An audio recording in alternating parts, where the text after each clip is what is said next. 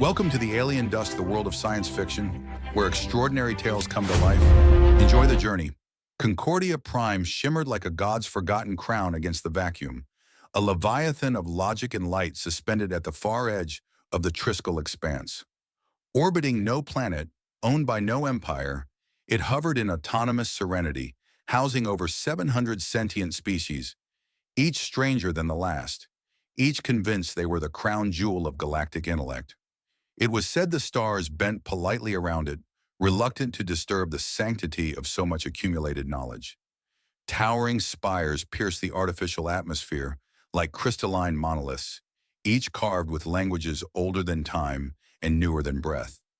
Glimmering corridors stretched endlessly between them, lit by bioluminescent fungi from the Oberyn Belt or plasma-fused sconces, courtesy of the Tie-Link engineers. In the hushed reverence of its halls, one did not speak loudly unless they had something worth shaking a galaxy with. Among the ethereal scholars, living quantum equations, and gas-based philosophers who debated via color pulses, the humans arrived, smiling, carbon-leaking anomalies with soft meat bodies and louder opinions. They came in modest ships retrofitted with stolen tech and good intentions. They came with questions nobody asked anymore. They came hungry, curious, stubborn. They had no hive minds, no psionic networks, no ancestral memories genetically coded into their bones. What they did have were pockets full of half-broken gadgets, crude fables, and an irreverent disregard for tradition that bordered on sacrilege. They laughed at the untranslatable. They misused sacred tools as can-openers. They slept in shifts instead of cycles, and referred to Concordia's revered oxygen gardens as sweet, sweet aircon. The consensus among the longer-lived races was simple. Humanity was a well-meaning accident, an experiment in chaos wrapped in oddly symmetrical skin. But despite their intellectual poverty, they were tolerated, even admired in certain eccentric circles. Because somehow, without hive thoughts, without ancestral archives, they survived, and worse, thrived.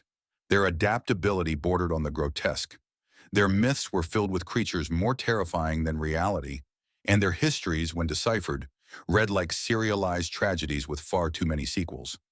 In Concordia Prime, knowledge reigned supreme, and yet the humans, naive and clumsy, carried a strange power that no one could quantify.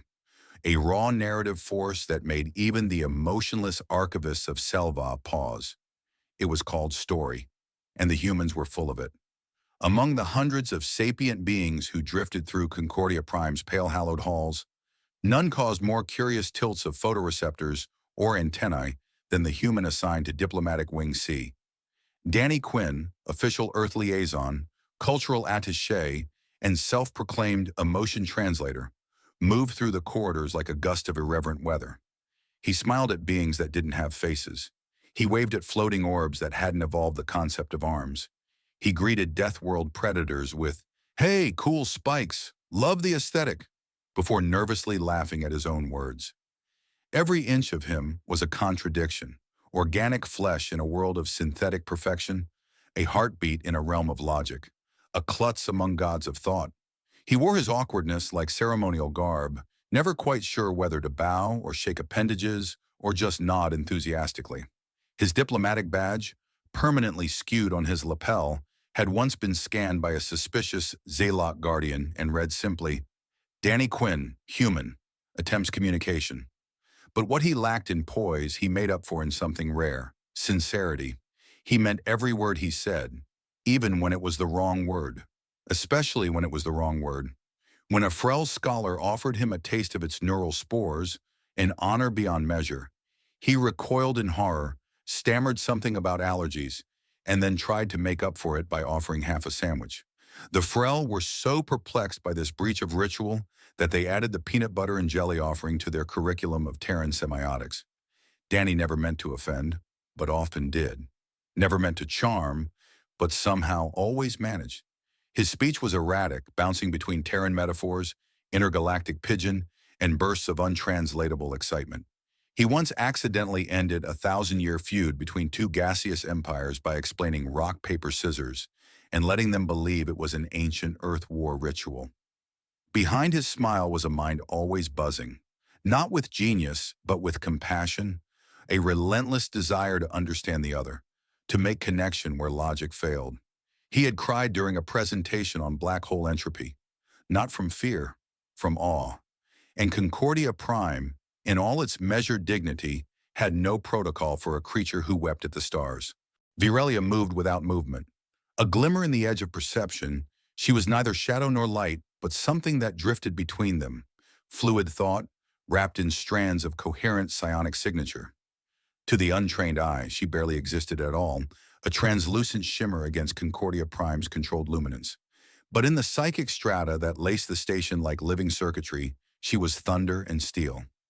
A full-bonded sociologist of the Zelyari thought communion, Virelia bore the title Vessel of Consensus, a position only bestowed upon those who had proven mastery over internal equilibrium. She had meditated within the event horizon of a silent neutron storm. She had passed the 9 trials of emotional stillness, including the harrowing of echoes, where one must walk among ancestral griefs without absorbing a single shard of sorrow. Her mind was clean, ordered, vast. Emotions to her were pollutants. Among the Zelyari, to feel too deeply was to cloud one's clarity, and clarity was sacred. Their species had no spoken language. They shared meaning directly, compressed, crystalline, and devoid of ambiguity. In such transmissions, there was no room for doubt, for deception, or for the ache of uncertainty that plagued more primitive species. Thoughts were not offered, they were known. And Virelia was a prodigy. Her analyses of collective trauma in post-collapse civilizations were required reading at the Trisector Symposium. Her thesis on entropy-related grief in time-frozen cultures had won the Voidward Medal. In the spaces between pulses of thought, she was revered. Untouchable. She had never laughed, never wept. These were weaknesses, she had been taught. But sometimes when alone in the still stream chamber, she felt something. Not emotion. No, not that. A pressure. A question maybe. A tiny disruption in the quiet glass of her being. And lately that fracture had begun to widen. It began when she met the human, the one who vibrated with noise and color, who radiated feeling like a sun flinging flares, who thought in spirals, not lines. Quinn. Where he stepped, the stillness faltered. It disturbed her, fascinated her. She'd been assigned to study human emotive transmissions. She hadn't expected interference.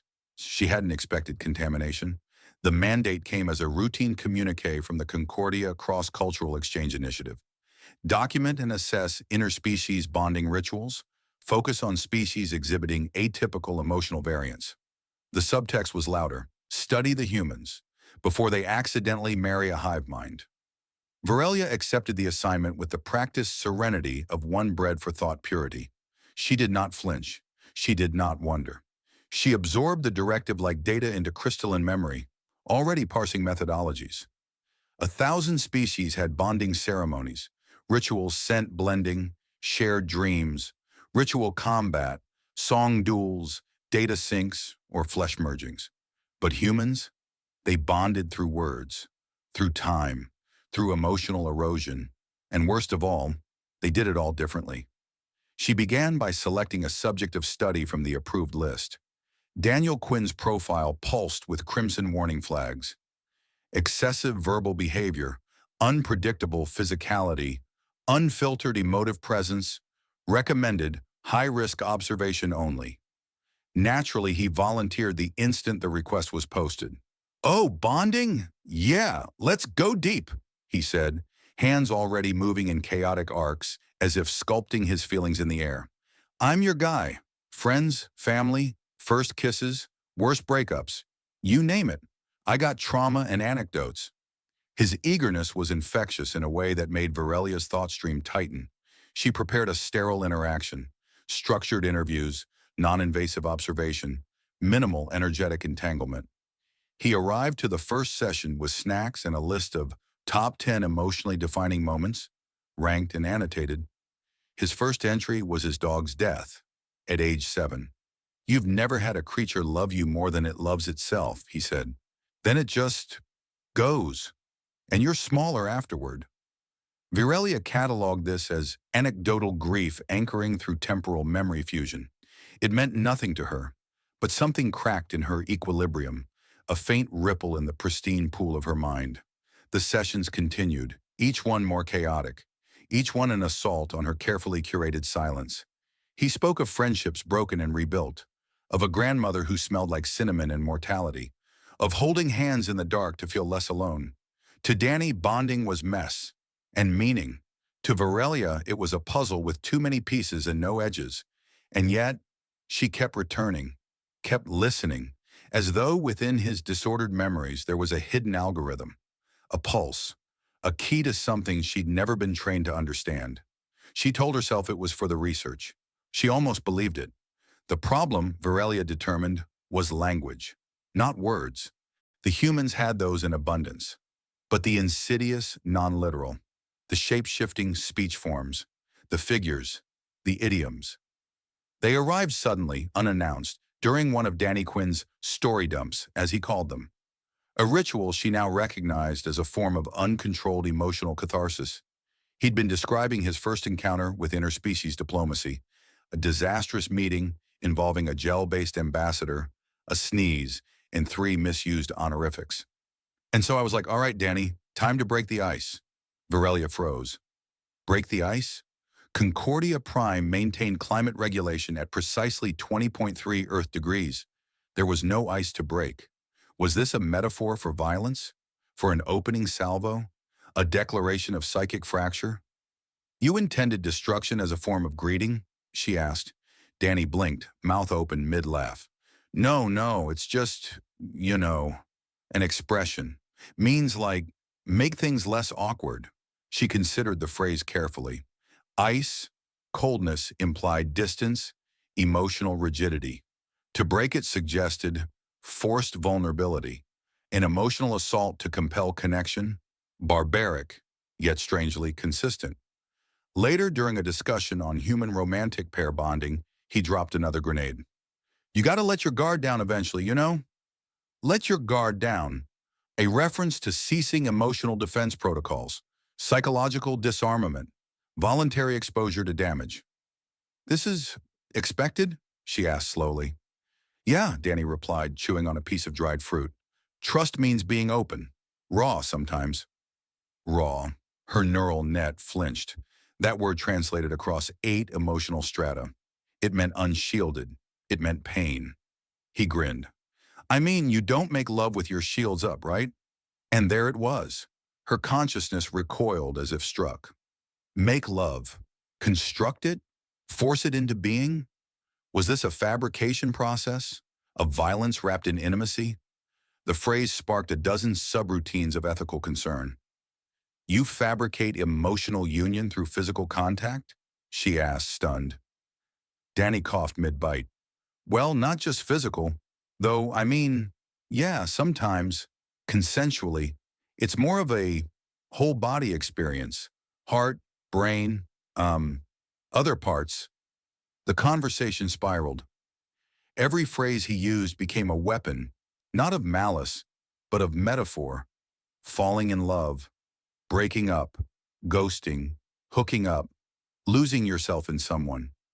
Each one assaulted the sanctity of clarity. Each demanded a tolerance for contradiction. Each was a philosophical contradiction baked into casual speech. To Virelia, it was madness. And yet, there was a strange elegance to it, a chaotic poetry. His language, though nonsensical, carried an emotional charge too strong to ignore. Idioms were encoded distress calls, joy beacons, Terran's soul songs dressed as nonsense. She could not parse them, but she felt them. And that feeling, it grew sharper with each encounter, disruptive, infectious. He was reshaping her, word by word. She should have reported the contamination. Instead, she scheduled another session. Virelia had begun to understand the rhythms of Danny Quinn, his unpredictable rises in vocal pitch, his kinetic hands, the way his laughter could fill an entire room, even when the words behind it meant sorrow. She recorded these phenomena, archived them, dissected them across multi-layered analytical grids. And yet none of it explained why her thoughts felt less silent. There was always laughter. His, hers, never. She could not reproduce it, though she'd attempted a synthetic mimicry once, alone in a quiet data chamber. The sound had echoed like a scream filtered through glass. Danny made everything feel lighter. He made solemnity impossible, bending seriousness until it snapped under the weight of some new pun or anecdote about Terran family drama. At first it was tolerable, then curious, then something more insidious. Virelia began to anticipate him. Not the content, never that, but the presence, the gravitational pull of his emotional field. It crackled like static through her psionic structure, disrupting the ordered latticework of her mind. Emotions were not supposed to echo in her species, and yet his joy, his grief, his earnestness, all of it clung to her thoughts like foreign pollen. Irritant, invader. There were moments, brief but sharp, when she wanted him to stop. Stop speaking, stop emoting, stop shining. But the desire felt traitorous, not just to the research or the Concordia protocols, but to herself. Her identity had been forged in stillness, certainty, cool distance. Yet now when she sat in silence, it was not clarity that followed. It was longing. Not for his touch. Her kind did not understand touch that way, but for his presence, for the unpredictable dance of his voice, for the stories he wielded like ceremonial knives, cutting through her sterile thoughts and leaving something raw in their place. This was not curiosity. It was erosion, and she feared it. Because beneath the humor, beneath his stories and idioms and endless questions, there was a fault line, growing wider with every session. She stood on one side, honed and hollow. He, on the other, burning and whole. And though she had always been the still one, the stable one, she was the one starting to crack. Danny Quinn, in his boundless enthusiasm for interspecies understanding, had once said, "Knowledge is like cookies, you gotta share 'em." And today he brought cookies, metaphorically. "I thought this might help clarify some stuff," he said brightly, tapping on his datapad as if conjuring wisdom from the ether. "You know, for the bonding paper you're writing, physical dimension of it all, totally clinical." Virelia regarded the display with her usual psychic stillness, her essence folded into something deceptively serene. She had been bracing herself for more idioms. Instead, she received instructional footage, human reproduction, Earth-certified educational format, visual, unfiltered. "This is considered clinical?" she asked, her mental projection barely a whisper. "Oh yeah," Danny nodded, oblivious to the mounting horror. "They used to show this in, like, middle school. Kids watch it all the time. You've got biology, hormones, basic mechanics. Nothing fancy." Nothing fancy. To Virelia, it was violence. Her consciousness jolted with each scene, organs intertwining, fluids exchanging, biological drives expressed with intensity bordering on aggression. There was no symmetry, no harmony, just collision, rhythmic, unrestrained, almost ritualistic in its rawness. She felt it as a synesthetic barrage, heat and pulse and noise, erupting against the membranes of her being. The narration spoke clinically, yes, but the imagery was an eruption of madness. How could such chaos produce life? How could pain and vulnerability and trembling motion be considered normal? The Zelyari did not reproduce this way. They didn't even possess reproductive bodies. Their genesis was psionic weaving, a fusion of harmonic thought forms, cultivated in sanctified mindspace, grown in the still wombs under controlled pulses of ancestral resonance, clean, sacred, balanced. But this was a biochemical storm of need and flesh. No wonder humans were so volatile. This was how they began, in sweat and sound and grasping limbs. Danny, meanwhile, watched beside her with casual pride, as if he were showing off a family recipe. "See? It's kind of beautiful, right?" he said, mistaking her silence for awe. "Messy, yeah, but I don't know. Something about it. The whole species starts with connection." Connection? This wasn't connection. This was combustion. Virelia's essence wavered, destabilizing. Her internal latticework trembled under the imagery's weight. This wasn't research. This was exposure. She wasn't observing the species. She was within it, drowning in its primal currents. And the worst part, the part she couldn't understand or suppress, was this. Somewhere, deep within her carefully protected void, a small foreign voice whispered, "They begin in chaos, and they survive." The video was still playing when Virelia fled the room. No doors opened. No words were exchanged. One moment she was there, eyes fixed, energy trembling in its containment field. In the next, she fractured. Her form disassembled into spectral motes, blinking out of phase with a silent, pulsing crack that rippled through the station's psionic ether. Danny blinked, still mid-sentence. Was it too much? The Zelyari heard it first. Not the Terrans, not the Drellin mineral eaters or the Akshi root walkers. Only those born of silence, those sculpted in mental harmony, felt it. A scream with no voice, a rupture that never touched the air. Across Concordia Prime's east atrium, 3 Zelyari scholars collapsed mid-symposium, their minds overloaded with resonance. Raw, uncontrolled thoughts spike feedback from one of their own. A librarian clutched the edge of a floating archive node, tendrils spasming. Another wept without knowing why. The stillborn calm of their race was violated. Virelia had never lost control, not in a century of observation, not during the psychic sieges on Miralon 6, not even during the null wave collapse that claimed her sibling cluster. But the footage, that footage, had short-circuited something deep, ancient, and unguarded. A gate inside her that had never needed a lock until now. She spiraled into an isolation chamber at the far end of the station, her form half dissolved, flickering like a corrupted hologram.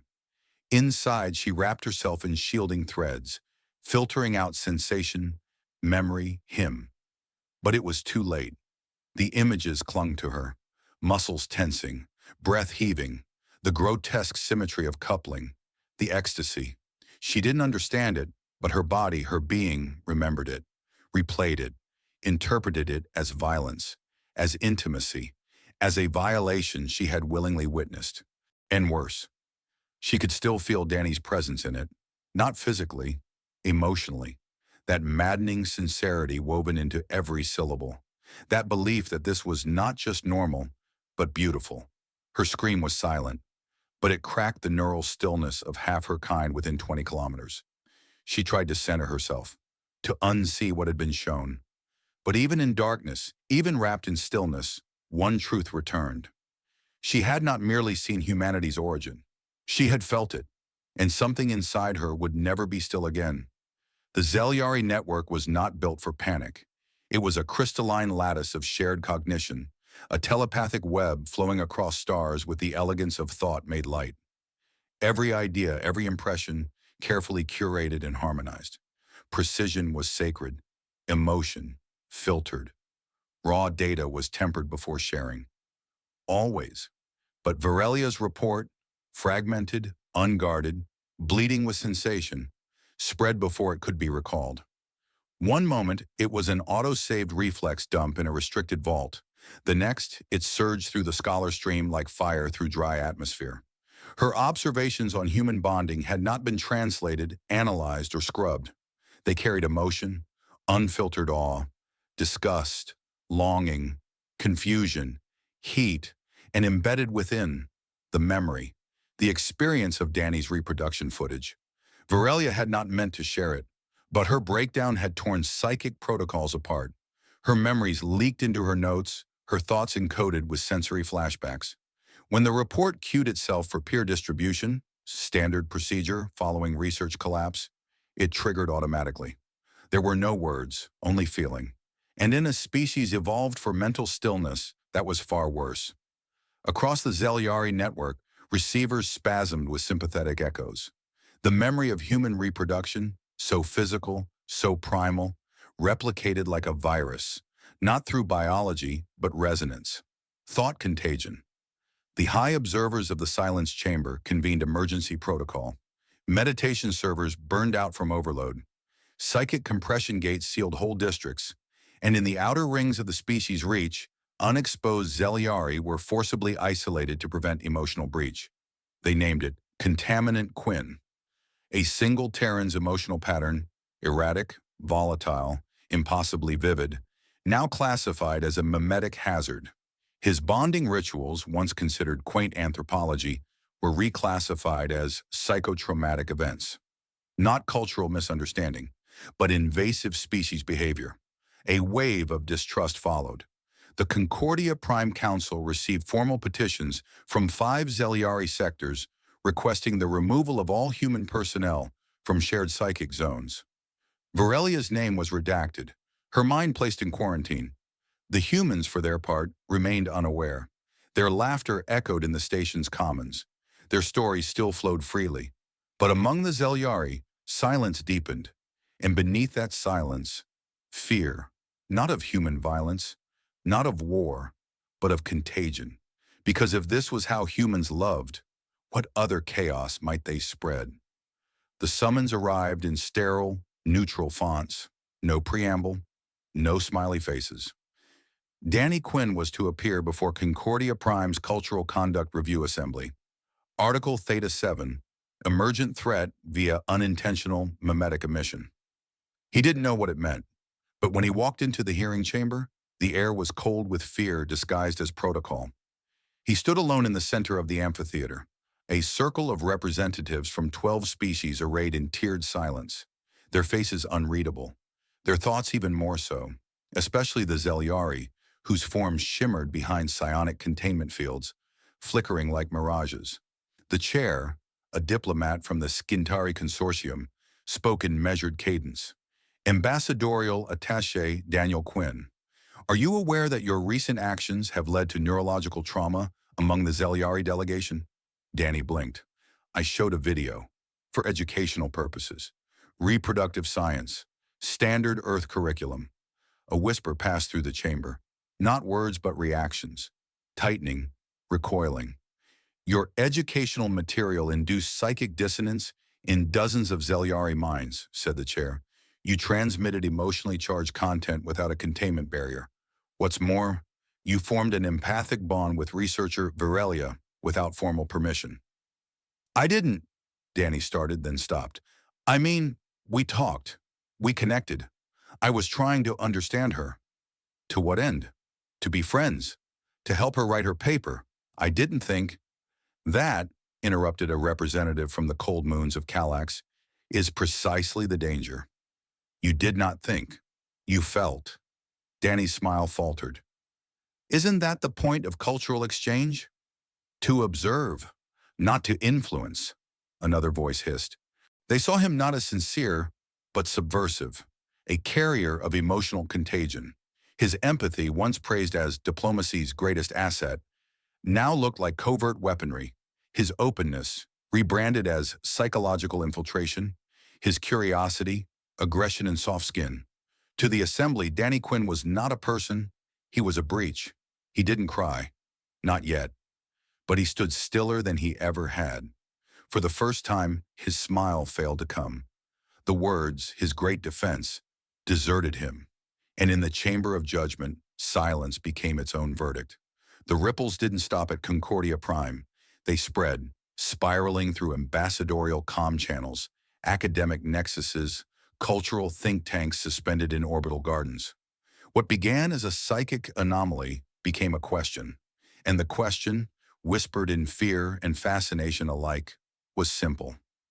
What are the humans really capable of? On the research rings of the Thune Collective, curiosity flared. Bioluminescent scholars devoured Danny's report transcripts and cross-referenced them with centuries of Terran media. They found patterns: irrational bravery, emotional extremism, self-sacrifice at suicidal odds, love weaponized as motive, hope weaponized as fuel. A species that mates through chaos, one researcher noted, and builds civilizations from grief. On Relaxor, the Great Silence Accords were invoked. The elders cited humanity's emotional unpredictability as grounds to sever their provisional academic inclusion. One elder simply asked, if this is their beginning, what is their end? The Procky, ever mercantile, saw opportunity. Emotional volatility meant passion. Passion meant innovation. Markets could be built from this. Perhaps, they offered, the humans are simply underclassified. But to the Celyari, still recovering from Virelia's uncontrolled transmission, there was no doubt. Humanity was a fault line. And now the galaxy felt the tremors. Within Concordia Prime's diplomatic halls, fractures appeared. Some species demanded human research be quarantined. Others insisted on complete expulsion. Heated debates turned psychic. One Gorgri linguist suffered a mental feedback loop attempting to translate the phrase, "Heartbreak makes us stronger." What did it mean to hurt and grow, to bleed and bond? There was no consensus, but there was fear. And yet, not all were afraid. A handful of younger civilizations, unburdened by the still traditions of older species, found themselves moved. They watched Danny Quinn speak at his hearing, awkward, honest, open, and wondered if this volatility was not a flaw, but a kind of power. An ambassador from the Kalari hives wrote, "We have studied emotion for a millennium, but the humans live it, without filter, without armor. They feel even when it destroys them."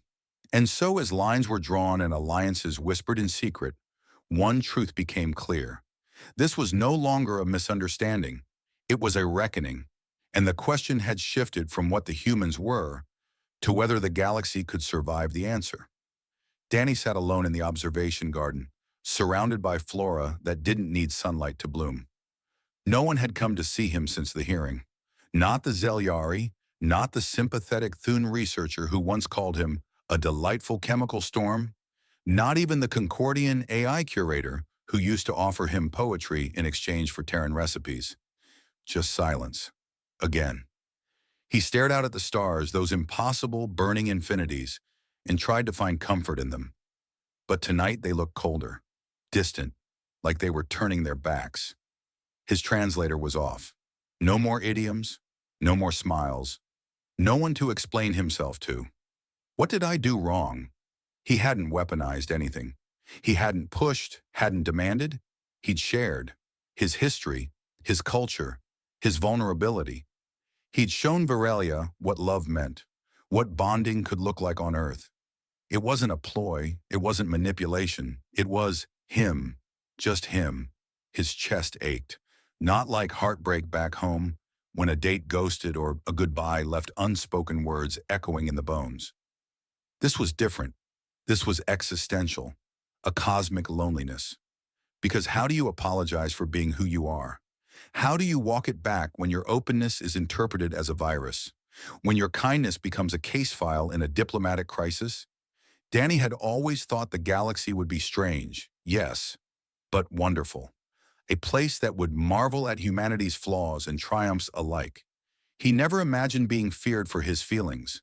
Never imagined his empathy could hurt someone.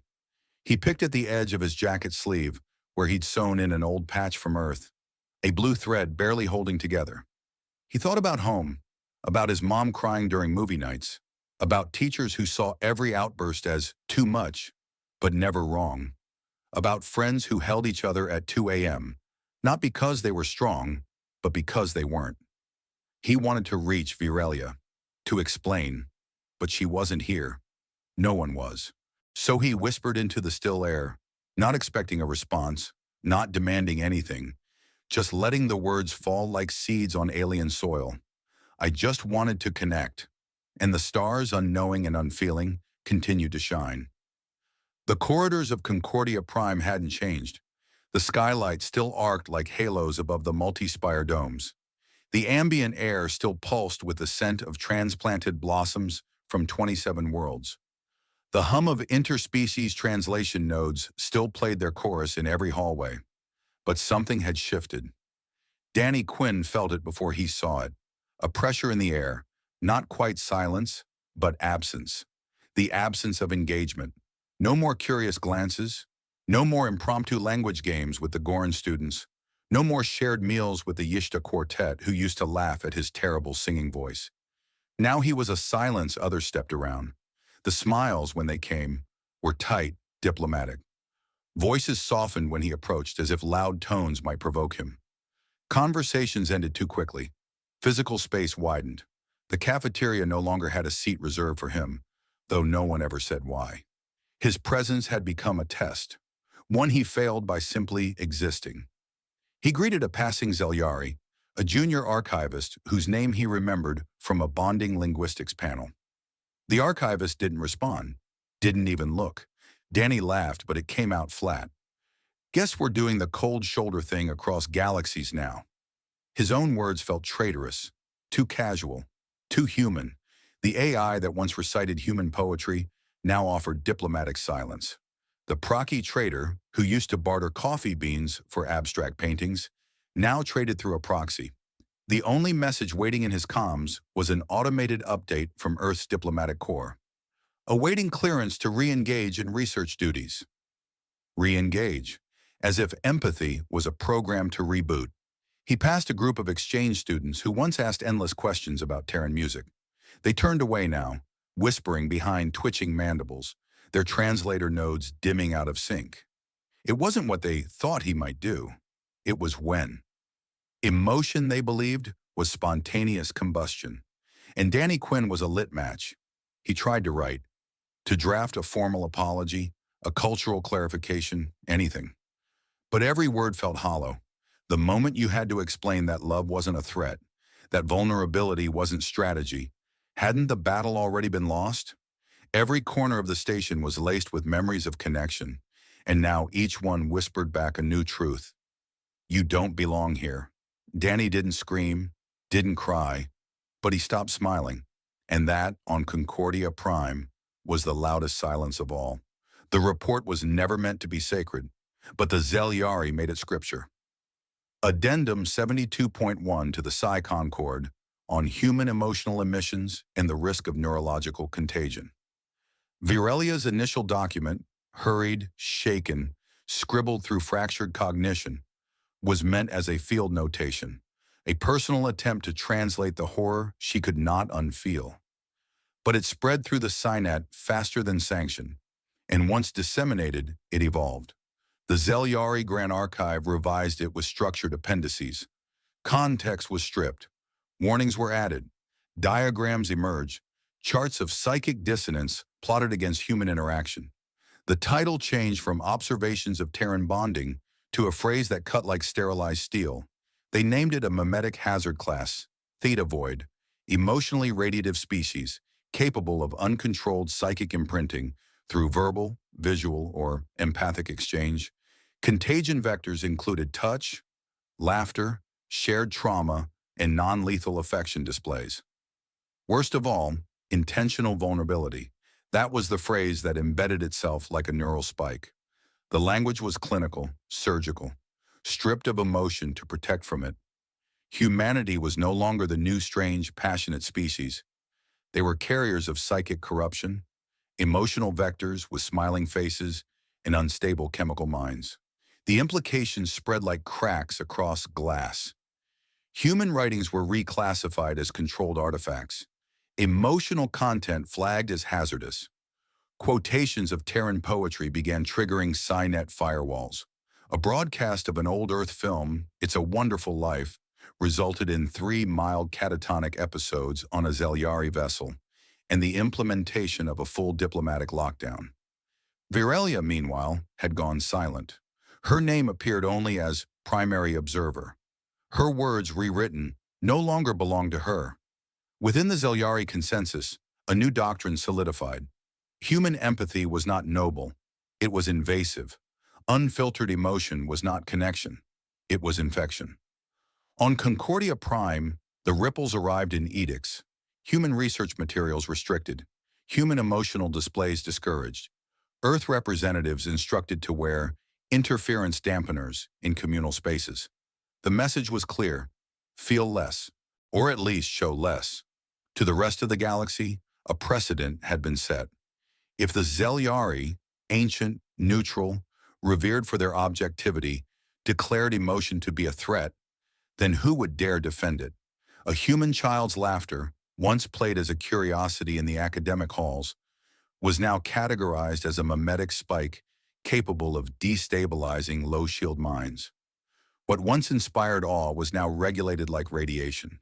and the humans, once welcomed with curiosity, were becoming ghosts. At first, they were only fragments.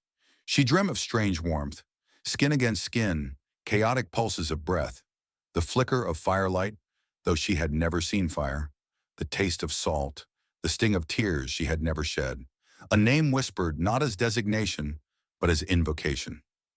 Danny. Virelia had never dreamed before meeting him. Not truly. Her people did not sleep in the human sense. Their rest was a suspension, pure cognitive stillness, deep meditative stasis designed to purge residual thought noise, a cleansing of chaos. Now silence eluded her. Each stillness was invaded by color. Red, not as spectrum, but emotion. Crimson tides of embarrassment, anger, desire.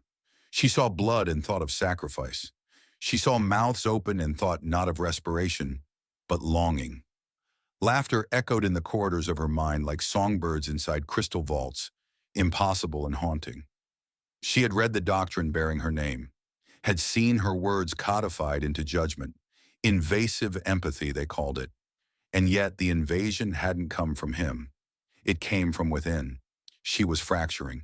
When she entered shared thought chambers with her peers, the emotional static bled out of her. Feelings she could not name radiated into the psychic link.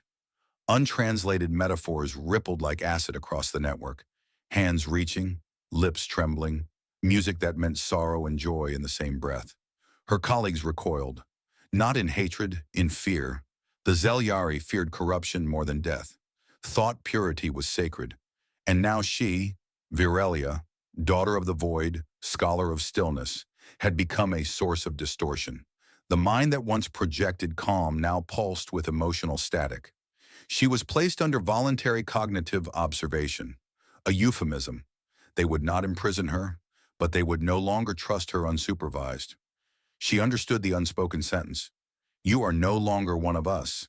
In solitude, she attempted purification rituals, repetition, isolation, mindfold regression. Nothing worked. The dreams persisted. One night, her mind conjured an earth storm, lightning splitting the sky in joy and rage. Danny stood beneath it, arms outstretched, welcoming the chaos. Water lashed against his skin. He laughed, not because it was safe, but because it wasn't. When she woke, she could feel the water on her skin. She had no skin. Her body, a lattice of photonic thought anchored in bioluminal mist, was never meant to hold this much metaphor. She reviewed recordings of their sessions. Not the reproduction footage, that had triggered the first shatter. But the talks, Danny talking about love, about heartbreak, about finding meaning in pain. It's not supposed to be clean, he'd said once. That's what makes it real. Real. Her people had always defined truth as clarity. But what if truth could be messy? What if meaning could exist in contradiction? What if the infection was also awakening? Her containment room was quiet, the lights dimmed to prevent overstimulation. But her mind herself was louder than ever. She looked inward and saw Danny Quinn not as a contagion, but as a mirror. And she wept, not because of pain, but because she finally could. The fracture had deepened, and in its cracks, something terrifying, tender, and irreversibly human was beginning to bloom. The grand amphitheater of Concordia Prime had not seen a full tribunal in 6 solar cycles, not since the Von Zari schism or the AI rupture on the 8th lattice, and never for something as biologically fundamental as a species' emotional expression. But now the Ethics Council sat in full convergence. 43 emissaries, 31 species, 7 neutral AIs, 5 bioconglomerate minds, 1 folded time observer whose presence could only be verified retrospectively, and 1 empty seat, Earth's. The chamber buzzed not with sound, but psychic dissonance. Suspicion and tension warped the air like heat rising from bent metal. Holoscreens displayed the motion plainly. To the humans watching remotely, it was politics. To the species in the room, it was quarantine. The chair, a fused being of 2 minds and 1 shared exosoul, called the session to order. Formality cloaked fear. The Celyari representative opened with crystalline calm. The subject species exhibits radiative emotional emissions capable of breaching standard cognitive barriers. Their mimetic vectors bypass logical filtration. Exposure leads to altered neurological patterns, particularly among empathically attuned species. Evidence suggests lasting cognitive contamination. A chorus of nods followed. The Galari leaned forward, face plates glinting. Their mating rituals are entangled with psychological dependency. They want to suffer. They equate loss with bonding. This is not biology, it is weaponized instability. A representative of the bioweave intelligence flickered in dissent. Is adaptation not the mandate of all sentience? To fear emotional variance is to limit intellectual evolution. But at what cost? Hissed a member of the Cathal order. They infect with words. One human voice, one poem, altered the emotional equilibrium of an entire diplomatic unit. My sister weeps when exposed to Terran music. She does not know why. The Goran envoy rumbled low. Perhaps the issue is not contamination. Perhaps it is resonance. Perhaps they feel what we buried. Silence. Then, Dota poured across the chamber walls. Graphs of neurological activity spikes. Testimonies from Zelyari scholars who now dreamed in color. Footage of Danny Quinn smiling too wide, laughing too often, reaching toward connection like a creature who did not know it should be ashamed. And still, Earth's seat remained empty. No defense, no denial. Only the faint echo of a world that had come seeking fellowship and brought with it, unwittingly, something far more dangerous. Authenticity. The AI delegate, calm and recursive, processed aloud. The contradiction is this. Emotions are neither universally corrosive nor universally benign. Humanity's flaw is not expression, it is volume. They feel at unsafe decibels. Laughter rose somewhere. Uneasy. A memory of Danny Quinn's voice echoing through the halls, trying to teach the Yishta to appreciate puns. It faded quickly. The chair called for recess. Deliberation would continue after synaptic recalibration, but already positions were crystallizing.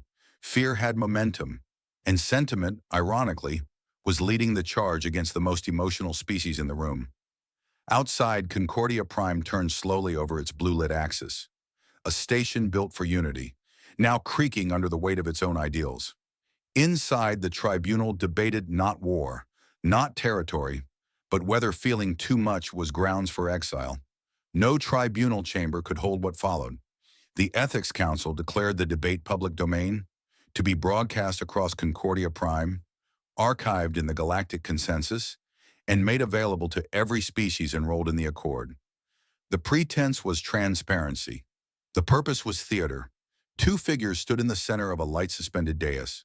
Danny Quinn, visibly worn, but still holding on to that crooked, apologetic smile, as if the right joke could make this all a little less catastrophic.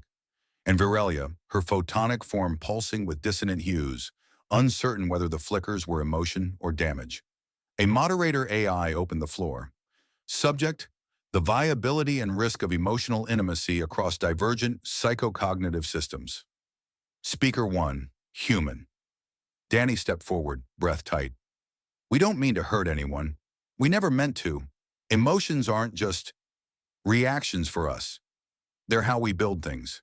Trust, memory, love. You think we're loud? Messy? We are. But that's how we know we're real. A pulse of discomfort rippled through the attending minds. He continued, we've survived our own extinction a dozen times over. Not because we're strong, because we feel, because we connect, even when it's dangerous, even when it costs us. Silence. Then Virelia drifted forward. Her voice, once pure resonance, wavered with a tremor none had heard before.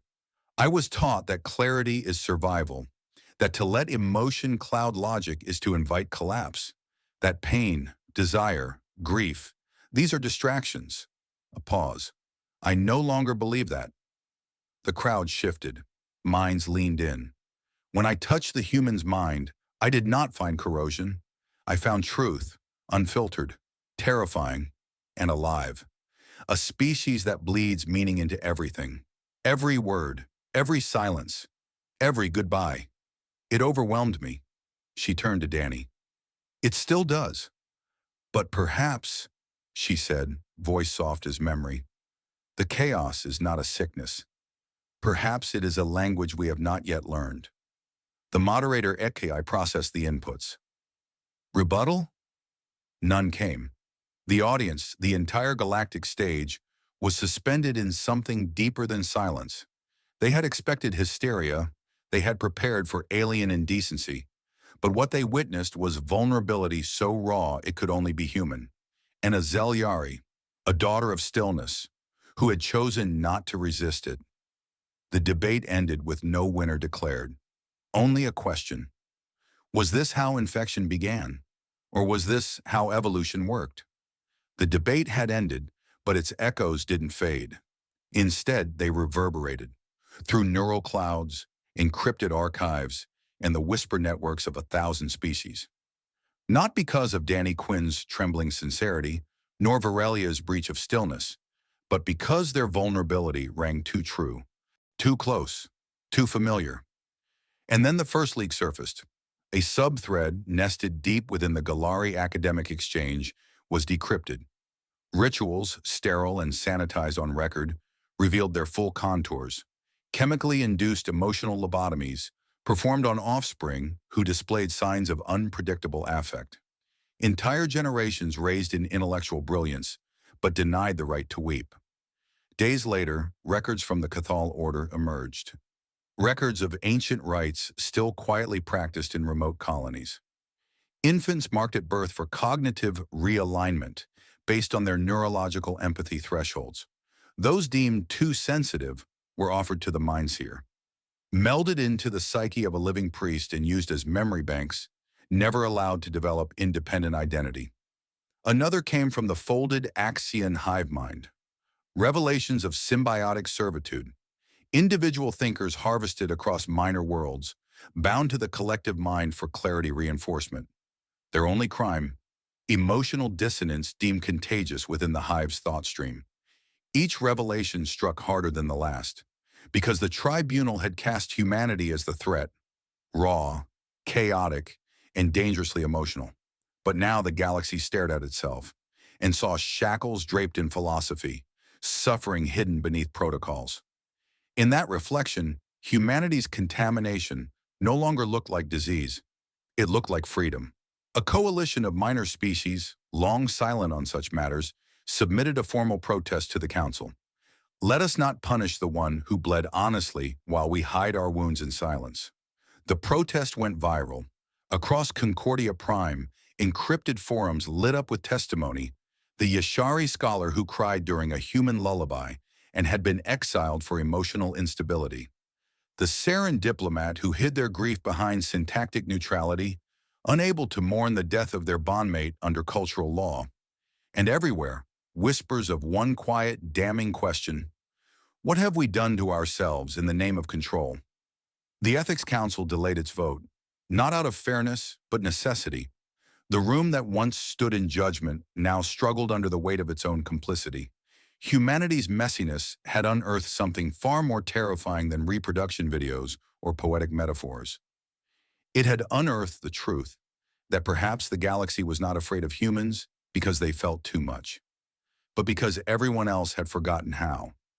It began in fragments, not with proclamations, but with soft uploads tucked into shadowed memory threads. Coded whispers passed between curious minds too young to remember silence as virtue. Fragments of Earth's chaos, a grainy Terran film clipped into 2-minute slices, a melancholy love song buried in a library subroutine, a poem about loss and stars read aloud by a voice too full of ache. The first ripple came from the Zelyari youth enclaves, the youngest minds, still unbonded to the elder conduits, still free from the ritual of psychic temperance, discovered the human archive like children stumbling into fire. They did not flinch. They leaned in. "Why do they cry for each other?" asked one. "They name emotions like weapons," said another, "but use them as gifts." It was not sanctioned. It was not safe. But it spread. Soon, encrypted resonance channels bloomed behind the backbones of their mentors. Secret forums titled in Terran idioms: Feel the Feels, Heartstorm Collective, This one made me break. Youths didn't just observe humanity's expression anymore. They began participating. A Zeliari cadet rewrote an ancient treaty clause into a spoken-word piece about grief. A neural interface student paired Terran folk music with a visual translation of star formation. A whispered, unsanctioned recital of Romeo and Juliet triggered a dorm-wide psychic pulse of forbidden empathy. The participants wept, freely. Some even laughed. The elders called it contamination. They spoke of the need for reorientation. But they had already lost the thread. Because now, even among the youth of other species, echoes stirred. A Yishta sculptor added asymmetry to their kinetic art for the first time. A young Galari chancellor's child refused the neural suppressor implants and cited Danny Quinn as precedent. If the humans can hurt and still survive, he argued, why can't I? Across Concordia Prime, revolution didn't arrive in flames. It arrived in tears, in trembling voices reciting words never meant to be translated, in souls once taught to withhold, suddenly choosing to feel. The ideology of psychic purity was cracking, not shattered, not broken, but fracturing with every heartbeat awakened to the truth. Humanity was no longer a threat to the old systems. It was the spark of something new. They called themselves the preservers of resonant truth. Born in the shadows of the Ethics Council's indecision, the psychic purity movement moved with swift, surgical fury. Their creed was simple. The Zeliari must remain untouched, untainted by the chaos of lesser minds, and above all, by humans. They struck at dawn cycle, cloaked in resonance, disrupting harmonics, bypassing every protocol of peaceful discourse. The human embassy on Concordia Prime, a modest construct of polymer glass and earth foliage, was no fortress. It was a symbol, a soft place filled with smiles and shared meals. To the preservers, it was infection incarnate. Walls buckled, interfaces screamed, the air shimmered with psychic destabilizers, meant not to kill, but to cleanse. Staff collapsed, clutching their skulls, sobbing without understanding why. Danny Quinn stood in the center of it all, arms outstretched, pleading, "Please, we can talk." But reason had no voice in zealotry, until Virelia arrived. She should not have been there. Her role had been suspended pending further review, her access revoked. But something had changed in her since the debate, something irreversibly human. She saw Danny, curled forward, shielding a young intern from the pulse storm, and she acted. What erupted from her was not thought, not intention, but a torrent, a psychic scream of raw emotion, fear, fury, sorrow, connection. Her projection shattered the attacker's harmonic shields like brittle glass. They dropped, stunned not by pain, but by feeling. It was impossible. It was treason. And it was too late to hide. When the emergency harmonics settled, silence bloomed. Virelia stood unmoving. Her glow, once the soft silver of stillness, burned with red and violet human wavelengths. Emotional interference. Full-spectrum resonance contamination. She had defended a human. She had felt like one. And now the galaxy saw her not as protector nor traitor, but proof. Proof that the thing they feared was real. That emotional contact could spread. That even the most disciplined mind could fracture and become something new. The council scrambled to contain the story.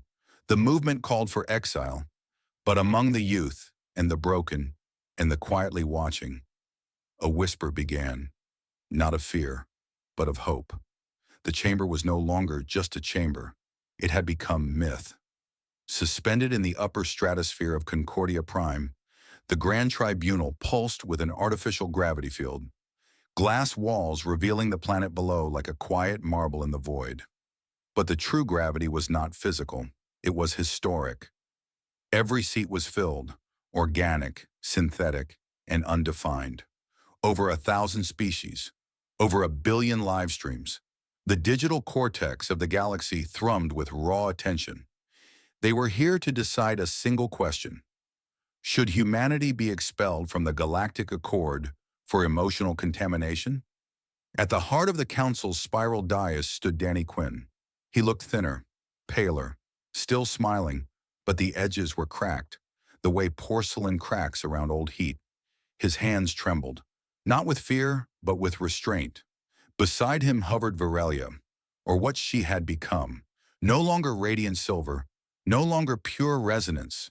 Her hue now shimmered in strange gradients, colors without names, shapes without forms. She had become something hybrid, something human-adjacent. Some called her broken, others evolved. A projection spiraled overhead, testimonies from across the stars, evidence both damning and redemptive. Viral footage of Danny's innocent reproduction explanation. Psychic tremors caused by Virelia's collapse. The riot, the defense, the radicalization, the stolen poems, the secret songs, and then silence. It was time. The high synth of the Judic order, 20 minds in a single crystalline body, spoke first. Human delegate, your words have caused disruption, dissent, and destabilization of previously stable species constructs. What do you plead? Danny looked up, not just at the council, but through the 1,000 invisible lenses. I plead human, he said, voice hoarse, and I hope to be understood. No protocol dictated a response to that. The synth turned to Virelia. Daughter of stillness, do you stand with your species or the outlier? She pulsed softly. Neither. I stand with what could be. A flicker of unease moved through the tribunal. Danny stepped forward. I didn't come here to threaten anyone. I came here because I thought there was something beautiful about the idea of 1,000 species trying to understand each other. I still do. He turned to the crowd, to the billions watching across time and light. You were never afraid of what we showed you? You were afraid it might change you. He looked to Virelia. But change isn't the enemy. It's the point. He bowed his head, and for the first time since the tribunal began, no one spoke, because the truth was now too loud to silence. The decision loomed, but the galaxy no longer seemed so certain of what justice meant. Danny stepped forward again. No notes, no translator module, no tactical phrasing, just breath and heartbeat in the unbearable weight of being too human. I know what you want, he said, his voice trembling beneath the architecture of silence. You want an explanation, a clean equation to solve the mess I've made, but I don't have one. He looked across the chamber, not just at the tribunal, but at the unknown minds beyond. Some watching through quantum feeds, some witnessing through shared collective perception, all waiting for a justification of humanity's right to exist among them. Instead, Danny offered a memory. When I was 6, my mother taught me how to hold my breath underwater, not to swim, just to stay still. She said it was important to learn silence, even in panic. I didn't understand then. Not really.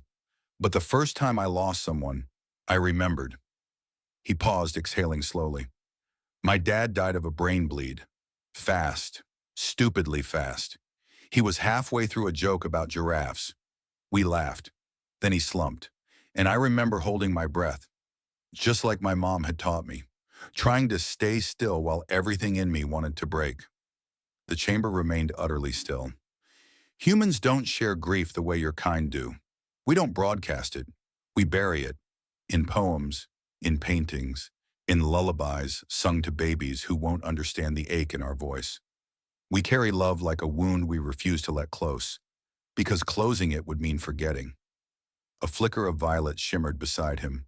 Virelia, not interrupting, merely listening, resonating. And yes, Danny continued, voice cracking now, we have sex. Messy, illogical, hilariously vulnerable sex. Not just for reproduction, sometimes just for warmth, sometimes just to not feel alone. And yes, we cry when babies are born, not because it's practical, but because it hurts, and it's beautiful. And it reminds us that something so small can matter so damn much. He looked up again, eyes wet and unashamed. You think emotions are contamination? I get it. We're noisy. We bleed out loud. But everything you fear in us, the unpredictability, the rawness, the chaos, a beat. That's where our strength lives. Virelia pulsed brighter now, subtly, softly. We survived ice ages. We burned ourselves on every form of war, love, and God.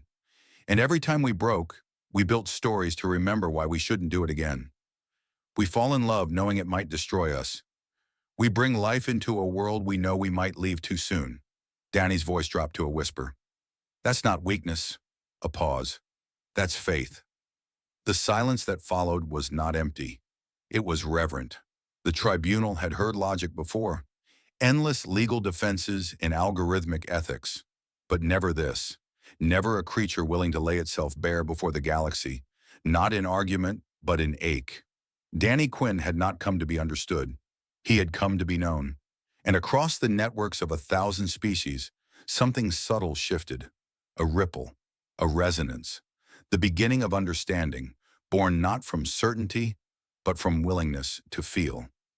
Virelia drifted forward, not with the effortless glide of a scholar of stillness, but with the faintest hesitation, like an echo stepping out of rhythm. Her form flickered with unstable resonance, fractals of emotion pulsing beneath her projected skin. She was no longer fully Zeliari, and what she had become was not yet named. Her presence stirred whispers, telepathic shivers of unease in the minds of her own kind. She had been revered. Now she was proof of the threat. I will not dispute the claim, she began, her voice woven from thought light and sonic modulation. I have been contaminated. The words fell like cracks across crystal. I have felt what was forbidden. I have dreamed in metaphor. I have laughed once, involuntarily. I have cried, not from physical harm or stimulus, but from a resonance that emerged unbidden within me and would not leave. The chamber rippled in disquiet. Her aura shifted, rippling in hues alien to Zelyari norms. Blues tinged with yearning, reds veined with vulnerability. Danny looked up at her, and for the first time since their shared exile began, she met his gaze not with inquiry, but with recognition. At first, she continued, it was torment, noise in a once quiet mind, illogical warmth in the presence of pain. I experienced empathy as suffering, as a distortion of clarity, a pause. But clarity without feeling is nothing but sterile symmetry. Truth without pain is only data, a gasp, psychic, collective, blooming across her species. She was violating the doctrine of cognitive purity before the entire galaxy. I do not say this to defend the human, she said, gesturing toward Danny. He does not require my defense. He has revealed the essence of his kind better than any translation matrix ever could. I speak now to my own people, my colleagues, my mentors, to the Accord. She rose higher, her projection flaring with depth. Memories projected not as facts, but as sensations. A mother's silence, a shared gaze over an earth sunrise, the incomprehensible agony of first grief, the echo of Danny's words still vibrating in her. That's not weakness, that's faith. I am no longer what I was, and I do not wish to be again. A shudder of horror among the conservative Zelyari delegation. One even disengaged from the psychic channel entirely. I have discovered, Virelia said softly, that emotion is not a toxin. It is an interface, a way of touching the unknowable, of seeing the self in another. She turned, her attention widening across the assembled species. You fear what humanity brings. But what if the true danger is not their chaos? What if it is their mirror? What they reflect in us? The parts we buried, the memories we coded out of our genetics, the cost of our so-called purity. Her form stilled. I am changed. I do not regret it. No one moved, because in that moment it became clear. She had not just been contaminated, she had been reborn. Not in the violent, corruptive way the purity movement claimed, but in the painful, luminous manner all revolutions begin, with one voice refusing to return to silence. The chamber dimmed. The weight of two testimonies, one naked with emotion, the other shimmering with transformation, hung suspended in every mind, organic and artificial alike. Across the tribunal dais, the assembled judges and delegates processed not data, but discomfort. It wasn't logic they wrestled with. It was change. After a long moment, the high synth pulsed once, and the verdict interface ignited in cascading light. No words, just frequencies translated into a single, unalterable decree. The voice of the galaxy spoke. Humanity will remain within the Accord. But under quarantine, Danny closed his eyes. Relief didn't come. Effective immediately, Earth shall be designated a Category Theta cultural hazard. All exports of human emotional media, literature, and biological educational materials will be subject to interspecies filtration. Interaction with human emotional constructs will be permitted only through approved and shielded intermediaries. A second pulse. The human capacity for empathy, metaphor, and emotional transference presents a tangible threat to the cognitive equilibrium of several species. However, the synth paused. A flicker of distortion rippled through the chamber. The tribunal recognizes the adaptive potential of these traits. Whispers, actual spoken whispers, spread through the chamber, from multi-tongued ambassadors and psychic minds alike. The synth continued. We do not yet know what humanity is evolving into, but suppression breeds ignorance, and ignorance breeds fear. From the rear of the gallery, a Zelyari elder collapsed silently into stasis, unable to reconcile the judgment. Earth shall be placed under observation. Their emotional technology, language, bonding, symbolic memory will be studied but not assimilated. Danny swallowed, feeling as if the air had turned to static. Not exile, but not welcome. They would not be cast out, but they would be caged. He turned to Varelia, who met his gaze with a flicker of thought he hadn't felt before. Not pity, not guilt, solidarity. One of the younger Zelyari delegates, her hue subtly bruised with rebellion, whispered through a closed channel. They didn't kill the message. They just fear its speed. Danny stood there, heart pounding. They had accepted his species like one might accept a flame, contained, monitored, held at arm's length. And yet, a billion minds had now heard his words, had felt them, and somewhere out there, a generation raised in silence was now reaching for sound. It wasn't freedom, but it was beginning. There was no ceremony for what she intended. No rite, no protocol, only silence, vast and trembling as Varelia approached the locust node, where every Zelyari thought web pulsed, nested in crystalline memory and millennia of undisturbed order. The chamber wasn't designed to be seen by others. It simply was, encoded into the frequency of their shared mind. It had no shape, no light, until she gave it one. And then, it burned with memories. She walked alone through projections of her own lineage, ancestors whose minds hummed in eternal communion, mentors whose voices had never once spoken aloud, students whose thoughts she'd once shaped like riverbeds, all of them part of the collective, all of them watching, and she, no longer truly one of them. Virelia came the broadcast from the Nexus core, woven in a dozen dialects of silence. Cease this. But she did not. You are still within the margin. The contamination can be cauterized, the self realigned. There is precedent. I do not wish to be restored, she replied. Her thoughts didn't ripple across the network this time. They broke through it, clumsy and raw. She reached the severance point. There were no levers, no tools, just intent. To disconnect from the Zelyari thought web was no simple deactivation. It was suicide of the self as they defined it. The mind unanchored would fracture or adapt. Varelia reached inward and cut. A rupture echoed through the lattice. Minds recoiled. Some screamed in static, some wept in soundless waves. Her identity, once a node in perfect synchrony, snapped free. She staggered. The silence was total. Not calm, not peace. Absence. She had never known it. She had never felt alone. Not like this. But then she remembered Danny, his trembling voice in the tribunal, his reckless grin, his willingness to ache. And through the unbearable stillness, something pulsed inside her that wasn't Zelyari at all. It was hers, newborn, untethered, alive. Varelia fell to her knees and wept without psychic interface, without modulation. For the first time in her existence, every tear belonged only to her, and she did not wipe them away. Danny stood at the departure dock, earthbound credentials in hand.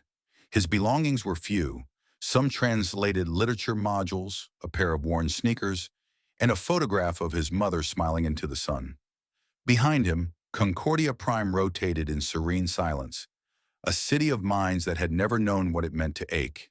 He was ready to leave. Not because he wanted to, but because he thought it was time. He heard the whisper before he saw her. Virelia's presence no longer pulsed with the synchronized rhythm of her kind. Her projection was unstable, flickering at the edges, held together now, not by the lattice of minds, but by will alone. He turned, startled. Virelia, you're not, I'm not part of them anymore, she finished. I chose the silence. A pause stretched between them, tender, awkward, searching. I was going to go, Danny said. Didn't think I had a place here anymore. You don't, she said. Not the way they understand place. He nodded. She stepped closer. But that doesn't mean there isn't one, she continued. Something new, something uncharted. He laughed softly, eyes bright with tired wonder. A diplomatic post in exile? An emotional expedition, she said, to map the unseen. He looked at her, truly looked, and saw not the Zelyari scholar who once regarded feelings as interference, but something reassembled, someone becoming. I don't know if I'm enough, he said, voice cracking. I never really knew what I was doing. That's what made it true, she replied. The stars beyond the docks shimmered, silent and vast. He reached for her hand. There was no hand to take, but her aura met his fingers, warm and steady. Not perfect, not understood, but present. I'll stay, he said, breath trembling, if you want me to. I don't want you to, she said. He blinked. I choose you to. Something in his chest tightened, and then softened. He smiled not because it was easy, but because it mattered. Side by side they turned from the earthbound ship, not toward certainty, but toward the frontier, together. They called it a research division, but it was more like a spark, humming and defiant at the edge of civilization. Officially, it bore the sterile name, the Emotional Cognition Research Project, funded jointly by cautious sectors of the Intergalactic Ethics Council, a few renegade Earth scientists, and quietly an anonymous Zelyari faction known only by the symbol for Echo. Its headquarters were neither on Earth nor Concordia Prime. Instead, it was established aboard a drifting platform between known trade routes, a gesture of neutrality, a place untethered to dogma or doctrine. The station, called Anamnesis, was equipped with cognitive stabilizers, linguistic metalabs, and, for the first time in galactic history, a music hall. Danny called it the Feeling Forge. Virelia didn't laugh, but she shimmered with that strange new glow, her version of amusement still learning its edges. Their mission, to study emotion not as a contaminant, but as cognitive infrastructure, to ask the forbidden questions. What happens when language touches memory? When metaphor transmits pain? When love becomes a vector for shared identity across species with no common biology? At first they were ignored, then ridiculed, then feared. But something had already shifted in the wake of the tribunal. The cultural quarantine on Earth remained, yet it became porous. Exceptions multiplied. Petitions poured in. Young minds from across the Accords submitted requests for access to emotional archives. Shakespeare, Aretha Franklin, the diaries of a Terran hospice worker. Some visitors came in secret, others openly. The Zelyari did not speak of Virelia, but whispers of the one who severed traveled like myths. She no longer heard the network's hum in her mind, but sometimes when Danny played certain melodies or read certain passages, she felt echoes, a resonance that was not memory, not data, but something else, alive.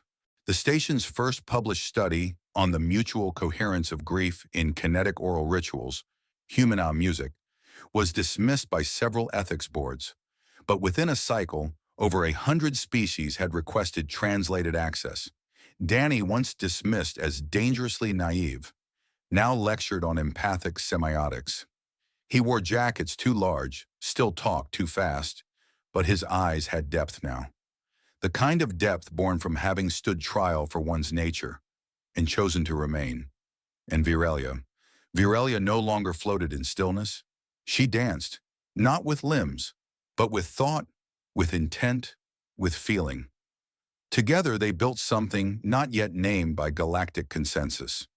But on Earth, they had a word for it. It began with a poem, Just 12 lines translated into glyphs the Celyari language had no true equivalent for. The piece circulated as encrypted bursts embedded in code for botanical growth simulations. Harmless at first glance.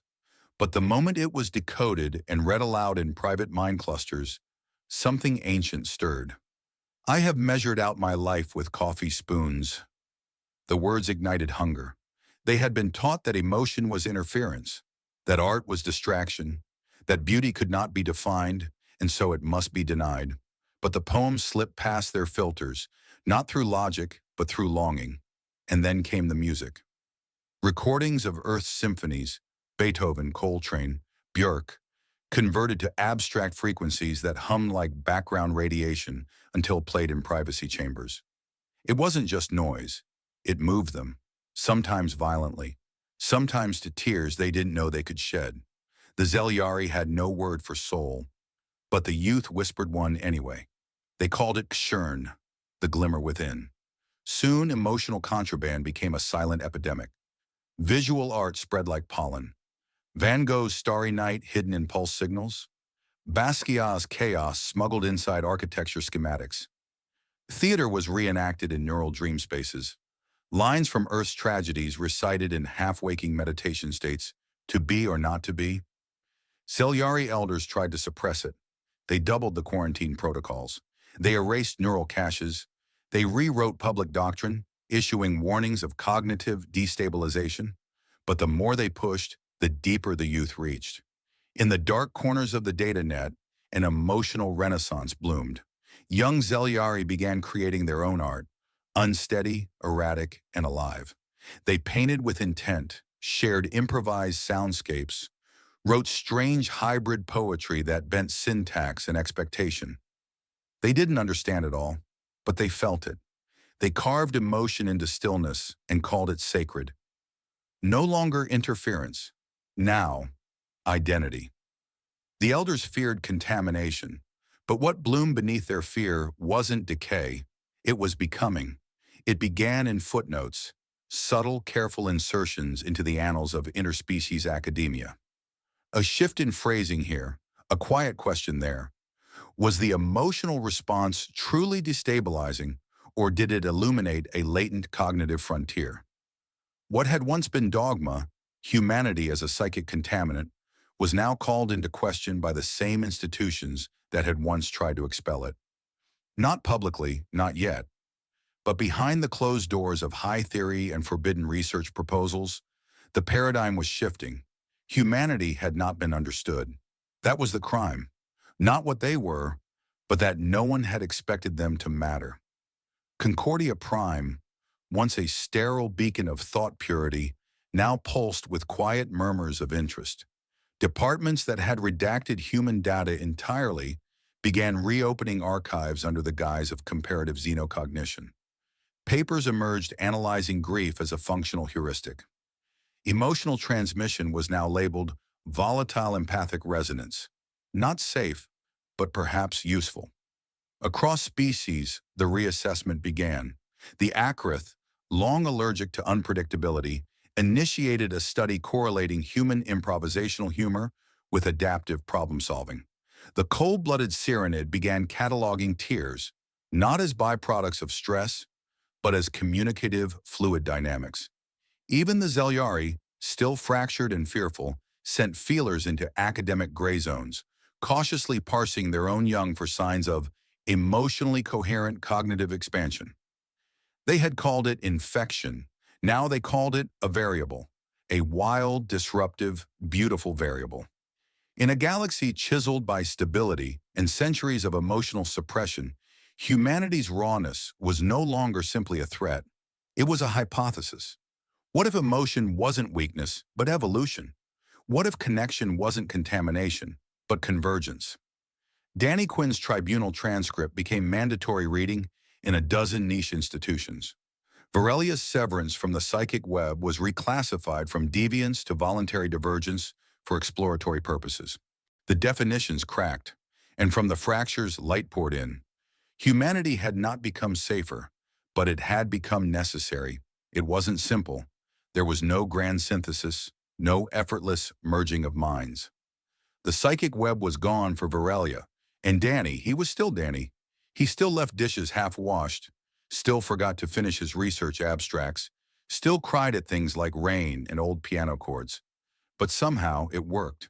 They built a home in the gravity-neutral Arboretum wing of Anamnesis Station, between the Chamber of Meditative Silence and the Cognitive Dissonance Lab. Virelia preferred stillness, temperature stasis, and translucent walls. Danny installed rugs, noise, and something he called mood lighting, which she found disorienting, but not unpleasant. They had no language for what they were. Not lovers in the traditional human sense, Virelia's non-corporeal form could not grasp human physical rituals. Not bonded in the Zelyari psychic lattice. Virelia had severed that long ago. But they shared something deeper than taxonomy. Every morning, Danny would talk about dreams, about memory, about how a Terran poem called Invictus still made his throat close up. Virelia would listen, not with her mind, but with what emotion had taught her. Patience. She would hum, pulse, shimmer with unspoken replies. He said she was like a lighthouse in reverse, pulling light inward instead of pushing it out. In the lab, they argued constantly. Danny insisted emotions were primary forces. Virelia countered that cognition must structure effective responses. He quoted song lyrics. She recited entropy equations. Together, they crafted a new branch of theory neither of their cultures could claim alone. They didn't always understand each other. Sometimes Danny's metaphors got lost in translation. Sometimes Virelia's silences cut deeper than he expected. But every conflict ended not in retreat, but in curiosity. Why did that hurt? What did you mean when you didn't speak? Is this how trust grows? They were no one's ideal. And yet, across the accord, others began following their example. Small mixed species cohorts, bonded not by mind or flesh, but by shared dissonance, by choosing to stay in the discomfort of not knowing, together. Danny and Virelia lived between worlds, between definitions, and in that space, they thrived. Sometimes late at night, Danny sat alone with his thoughts, the way he used to before everything changed. He'd look out into the starless side of Anamnesis Station, where the dark pressed up like a question, vast and unblinking. And he'd ask himself the thing that had followed him since Concordia. Was it worth it? The honesty, the mistakes, the aching vulnerability of trying to share everything that made him human, even the strange, squishy, contradictory parts. It had nearly cost him his place in the galaxy, had nearly destroyed Virelia, had fractured entire systems of belief, all because he wanted to be understood. And yet, he smiled. Not because it had gone right, but because it hadn't. Not completely, not cleanly. He hadn't been perfectly translated. He was still misunderstood even now, often.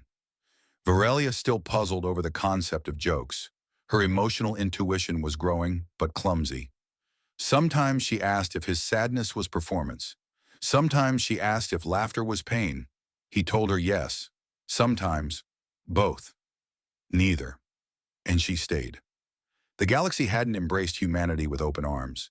It had flinched, reeled, staggered, and reassessed. Slowly, haltingly, and through that reassessment came something more valuable than acceptance. Respect.